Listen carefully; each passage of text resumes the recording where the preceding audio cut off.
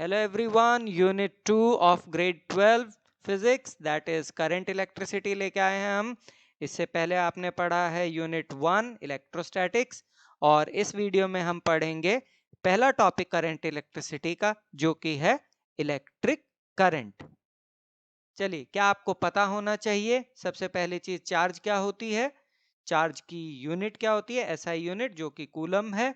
इसके अलावा आपको पता होना चाहिए क्वांटाइजेशन ऑफ चार्ज जिसका फॉर्मूला आता है Q is equals to n e. साथ में आपको पता होना चाहिए कि चार्ज ऑन एन इलेक्ट्रॉन या प्रोटॉन कितना होता है 1.6 into 10 to the power of -19 coulomb. Electric current, electric current को हम कहते हैं it is the rate of flow of electric charge.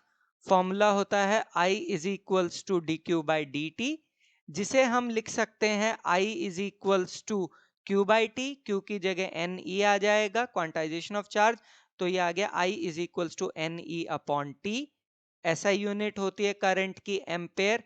ध्यान दीजिए, अगर आप एम्पेयर पूरा लिखना चाहते हैं तो वो स्मॉल में लिखा जाएगा और अगर आप सिर्फ सिंबल यूज करना चाहते हैं तो कैपिटल ए होगा। 1 ampere is equals to 1 coulomb by 1 second. Current is a scalar quantity as it does not follow the laws of vector addition, as the angle between wires carrying current does not affect the total current in the circuit. Simple भाषा में कहें तो current एक scalar quantity है क्योंकि ये law of vector addition या laws of vector addition को फॉलो नहीं करता है।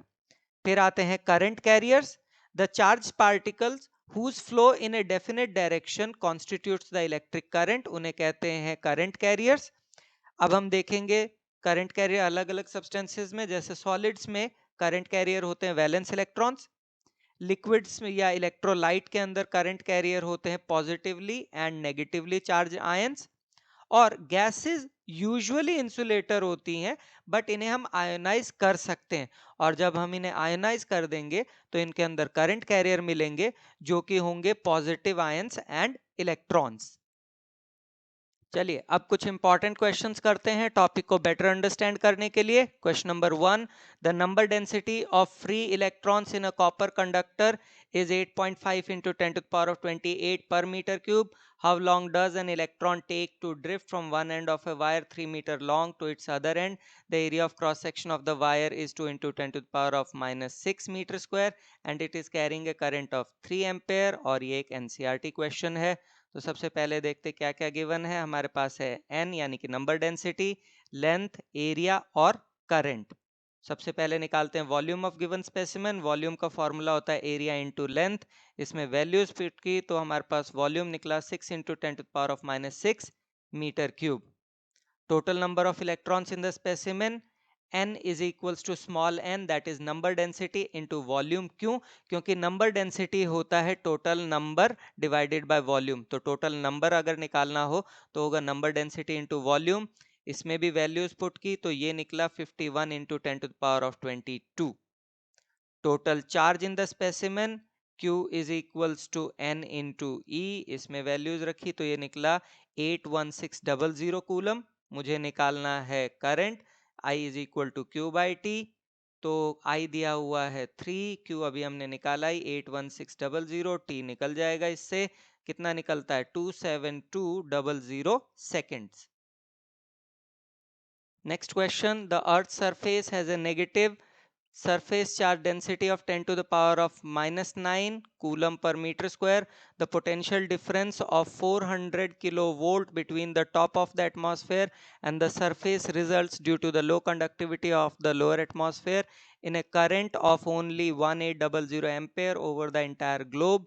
If there were no mechanism of sustaining atmospheric electric field, how much time roughly would be required to neutralize the earth's atmosphere? ऐसा कभी होता नहीं है प्रैक्टिस में, लेकिन क्वेश्चन है तो भाई सॉल्व करेंगे। तो क्या क्या गिवन है हमारे पास, surface charge density sigma, current और रेडियस ऑफ अर्थ। चलिए सरफेस एरिया अगर हम निकालें अर्थ का तो वो होगा A is equals to 4 pi r square, इसमें सारी वैल्यूज रखी तो ये निकला 5.09 into 10 to the power of 14 metre square. Charge on earth surface वो होगा Q is equals to sigma into A, क्योंकि सिग्मा आपका होता है Q बाय ए, तो हमारा Q निकलता है 5.09 into 10 to the power of 5 coulombs. Now I is equal to Q by T. इसमें हमने I और Q की वैल्यू रखी तो T हमारे पास आता है 282.77 seconds. Next question, name the charge carriers for the flow of current in a conductor. पहला पार्ट है, दूसरा पार्ट है इलेक्ट्रोलाइट. देख सकते हो बोर्ड क्वेश्चन है. आंसर, कंडक्टर के केस में होते हैं इलेक्ट्रॉन या वैलेंस इलेक्ट्रॉन और इलेक्ट्रोलाइट में होते हैं ions. Now is the time for acknowledgement. Google, Bing, NCERT जहां से जो डेटा लिया गया, इमेज ली गई, उसलिए उन सब का धन्यवाद. And do watch the next video which is on drift velocity. Thank you so much.